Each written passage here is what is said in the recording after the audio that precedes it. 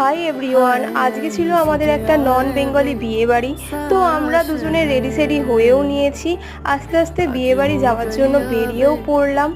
Finally আমরা পৌঁছে গেছি বিয়ে বাড়িতে। দেখছি বর বাবা জীবনকে খুব কিউট করে সাজানো হয়েছে, তার সামনে প্রচুর রকমের আইটেম রাখা আছে।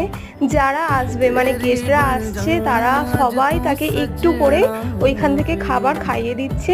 এটাই হচ্ছে ওখানকার রিচুয়ালস। তো আমার মামনিও একটু খাইয়ে দিল।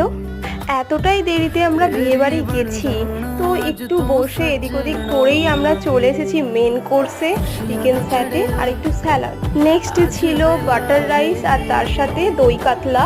তারপরেই চলে এসেছিল আমার ফেভারিট মাটন কষা। চাটনি পাঁপড় দই দিয়ে সম্পূর্ণ হলো মেনু।